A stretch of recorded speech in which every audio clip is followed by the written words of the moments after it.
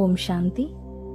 ఈరోజు 21 జూన్ కేవలం భారతదేశంలోనే కాదు, మొత్తం విశ్వంలో ఇంటర్నేషనల్ యోగా డే రూపంలో జరుపుకుంటున్నాం.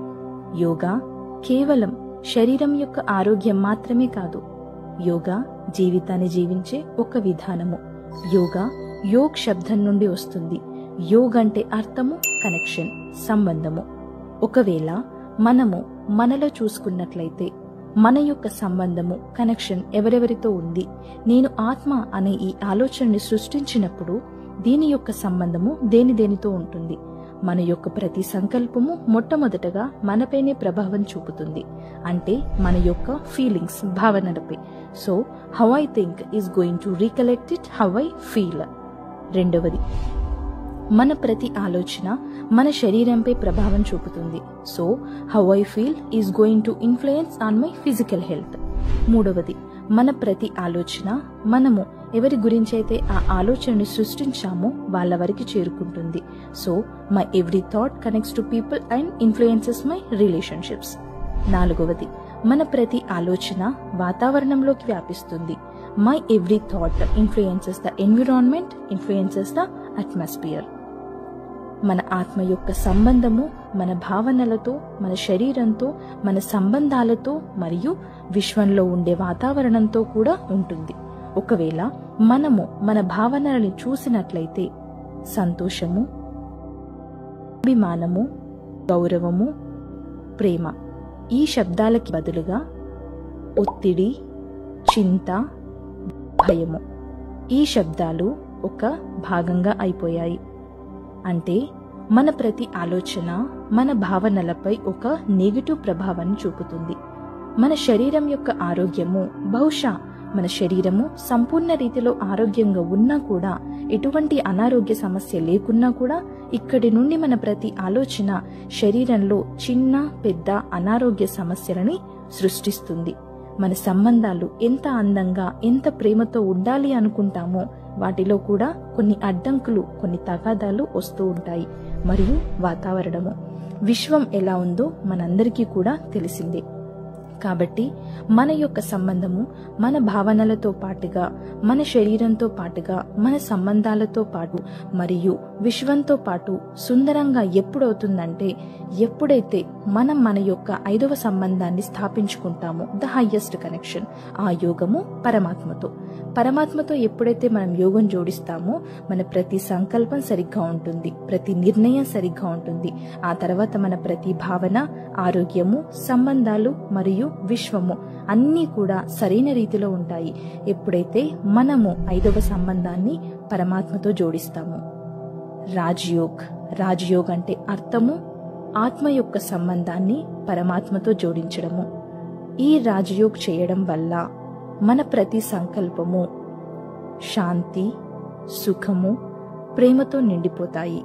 మరియు అప్పుడు మన యొక్క జీవితం చాలా సహజంగా, సరళంగా, సంతోషంగా అవుతుంది. మరియు దీని యొక్క ప్రభావము మన యొక్క శరీరంపై ఆరోగ్యం రూపంలో కనిపిస్తుంది. సంబంధాలు సుందరంగా అవుతూ ఉంటాయి. మరియు ఈ విధంగా మనమందరం కలిసి ఒక సుందరమైన ప్రపంచాన్ని సృష్టించవచ్చు. కాబట్టి పదండి, యోగం అంటే కొన్ని క్షణాల కోసం మాత్రమే కాదు, కొన్ని గంటల కోసం మాత్రమే కాదు, ప్రతి సంకల్పంలో, ప్రతి ఆలోచనలో ఒక యోగి జీవితాన్ని గడుపుదాము.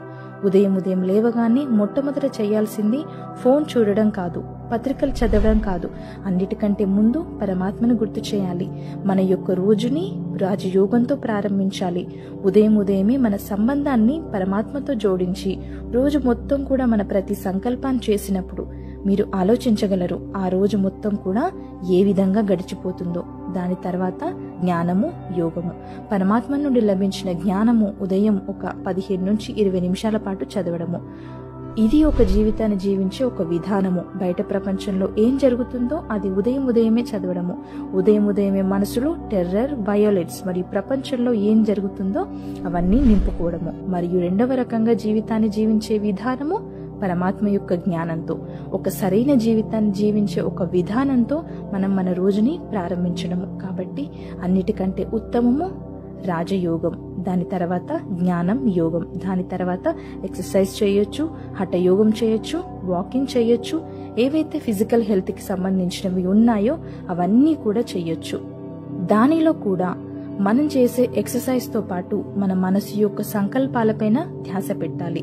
ఎక్సర్సైజ్ చేస్తూ, యోగా చేస్తూ మన మనసులో ఎటువంటి సంకల్పాలు నడుస్తున్నాయి అని ధ్యాస పెట్టాలి. కాబట్టి మన ప్రతి ఆలోచన సరైనదిగా ఉండాలి. మన శరీరంపై జాగ్రత్త తీసుకునే సమయంలో కూడా ఎప్పుడైతే మనం ప్రాణాయామం చేస్తామో శ్వాస లోపలికి తీసుకోవడము, వదలడము, కేవలం శ్వాస లోపలికి తీసుకోవడము, వదలడమే కాదు, దానితో పాటుగా మన మనస్సు శరీరంలో పోగైపోయి ఉన్న విషవాయువులు, నెగిటివ్ ఆలోచనలు, పాత ఆలోచనలు ఏవైతే పట్టుకుని కూర్చున్నామో అవన్నిటిని కూడా బయటకి తీసుకురండి. మరియు పరమాత్మ యొక్క పవిత్రత, శక్తిని, ప్రేమని లోపలికి తీసుకోండి. ఎప్పుడైతే శ్వాసతో పాటుగా సంకల్పాలపైన కూడా ధ్యాస పెడతామో అప్పుడు మన మనస్సు శరీరంతో సరైన సంబంధాన్ని జోడించుకొని యోగంలో ఉంటుంది. ఆ తర్వాత మనం రోజులో ఎప్పుడైతే కర్మలు చేస్తామో అప్పుడు శ్రద్ధని పెట్టాలి. మన యొక్క ప్రతి కర్మ పరమాత్మ యొక్క స్మృతిలో ఉంటుందా లేదా అని. ప్రతి కర్మ సరిగ్గా ఉండాలి. ప్రతి కర్మ కేవలం మనకే కాదు, ఇతరులకి కూడా సుఖాన్ని ఇచ్చేదిగా ఉండాలి. ఇదే కర్మయోగము. భోజనం తింటే సాత్విక భోజనం తినాలి. ఎందుకంటే అన్నం యొక్క ప్రభావము మనసుపైన పడుతుంది. భోజనం తినే ముందు పరమాత్మను గుర్తు చేసుకుని శక్తివంతంగా చేసుకుని భోజనాన్ని తినాలి. మరియు అన్నిటికంటే ముఖ్యమైన విషయము ధనం సంపాదించడము. ఎందుకంటే ధనం యొక్క ప్రభావము అన్నంపై పడుతుంది, అన్నం యొక్క ప్రభావము మనసుపై పడుతుంది, మరియు మనసు యొక్క ప్రభావము తనువుపై పడుతుంది. కాబట్టి ఏదైతే ధనాన్ని సంపాదిస్తామో ఆ ధనము ఆశీర్వాదాలతో పాటుగా రావాలి. ధనం సంపాదించే సమయంలో కేవలం మీ యొక్క లాభం మాత్రమే కాదు, ఇతరుల లాభం గురించి కూడా ఆలోచించాలి. కాబట్టి ఇప్పటి నుండి భోగి జీవితం కాదు, దుఃఖం కలహాల యొక్క జీవితం కాదు, యోగి జీవితాన్ని గడుపుదాము. యోగం అంటే కేవలము కొన్ని క్షణాల కోసం మాత్రమే కాదు, కొన్ని గంటల కోసం మాత్రమే కాదు, మొత్తం జీవితం కూడా యోగి జీవితాన్ని గడపాలి. ఎందులోనైతే ధనము ఆశీర్వాదాలతో పాటు వస్తుందో, అన్నము సాత్వికంగా ఉంటుందో, మనసు పరమాత్మని యొక్క స్మృతి జ్ఞానంతో నిండిపోయి ఉంటుందో, మరియు ఈ మూడింటి యొక్క ప్రభావం మనసుపై పడుతుందో తనవు కూడా ఆరోగ్యంగా అయ్యే తీరుతుంది. ఎప్పుడైతే ఈ యోగి జీవితం మనమందరం కలిసి గడుపుతామో మనం ఈ సృష్టిని కలియుగం నుండి సత్యయుగంలా తయారు చేయగలము. యోగం అంటే ఒక శక్తి. అది కేవలం మనల్ని మాత్రమే కాదు, మొత్తం ప్రపంచాన్ని మార్చగలదు. రండి, యోగి జీవితంతో ఈ ప్రపంచాన్ని మళ్ళీ సత్యయుగంలా మారుతాము. ఓం శాంతి.